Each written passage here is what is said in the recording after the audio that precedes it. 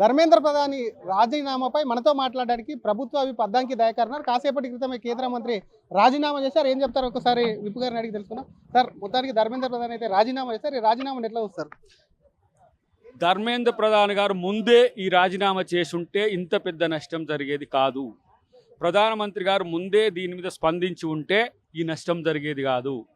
ఎందుకో ఫాల్స్ ప్రిస్టేజ్కి పోయింది. ప్రతిష్టకు పోవడం వల్ల వచ్చిన నష్టం వాళ్లకు, ప్రభుత్వానికి వస్తే నష్టం లేదు, కానీ విద్యార్థులు నష్టపోయింది.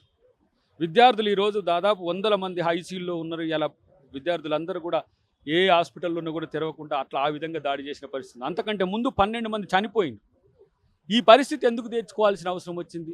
ప్రభుత్వం ఇలా వ్యవహరించాల్సి ఉండేది కాకుండే కదా.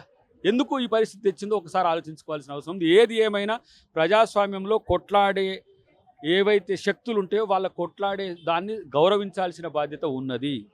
అది ఇప్పటికైనా ఎన్డీఏ ప్రభుత్వం తీసుకుంటే మంచిది.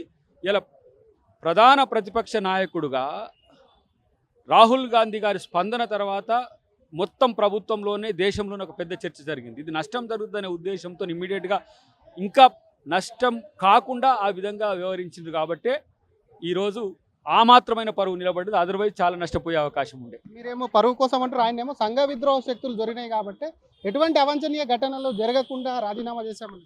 సంఘ విద్రోహ శక్తులు గనక ఉంటే 30 రోజుల నుంచి ఏం చేసినావు? సంఘ విద్రోహ శక్తులు కనుక గతంలో ఉంటే ఏం చేసినారు? అప్పుడు సంఘ విద్రోహ శక్తులు మీరే పెంచి పోషించి మీటింగ్లకు పంపిస్తుండ్రా? కావాలని పంపిస్తున్నారు. మరి ప్రభుత్వము ఏం చేస్తుంది? మీకు 25,000 మంది 50,000 మంది అలా వస్తారని కనీసం తెలియదు అంటే ఏంది? అట్లా రావాలి, కొట్లాడాలి, విపక్షాలను ఇలా నష్టం చేయాలని ఒక ప్రాంతంలో ఉన్నారా? ఎట్లా?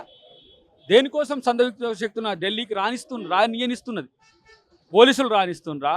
బీజేపీ రానిస్తుందా? ఎన్డీఏ ప్రభుత్వం రానిస్తుందా? దానికి సమాధానం మీరే కదా చెప్పాల్సింది. అంత ఈజీగా వస్తారా సంఘ విద్రోహ శక్తులు ఢిల్లీకి వచ్చి తిరుగుతారా? బంగ్లాదేశ్, నేపాల్ మాదిరి, శ్రీలంక మాదిరి చేయాలన్న ఇచ్చిన కుట్ర ఉంది. ఆ కుట్రలో ఖలిస్తానీ కానీ అటువంటి తీవ్రవాదులు ఉన్నారు. ఇక్కడ ఉన్నటువంటి ప్రతిపక్ష అట్లానే కదా గింతకాడికి తెచ్చుకొని మీ పరువు తలకాయ ఎడబెట్టుకోవాలని తెలియకుండా ఆ స్థితికి పోయింది. ఇప్పటికైనా కనీసము ప్రజాస్వామ్యయుతంగా స్పందించడం నేర్చుకోండి. అంతకు మిక్కిలి మీరు ఏం చేసినా కూడా ఏ శక్తులు వ్యక్తులను చెప్పినా మిమ్మల్ని ప్రజలు నమ్మే పరిస్థితిలో లేరు. First time ever in India Modi తల దించుకోవాల్సిన స్థితి మీ యొక్క ఫాల్స్ ప్రిస్టేజ్తోనే వచ్చింది. నాంది వలికింది అనుకోవచ్చు, వాళ్ళ పతనానికి ఒక నాంది అనుకోవచ్చు. డెఫినెట్గా ఇది బీజేపీ ఎన్డీఏ ప్రభుత్వం ఆలోచించుకోవాల్సిన అవసరం ఉంది. సిజేపీ విజయమో కాంగ్రెస్ విజయమో? సిజేపీ చాలా పోరాటం. బీజేపీకి నైతిక మద్దతు విద్యార్థులు ఇచ్చిండ్రు.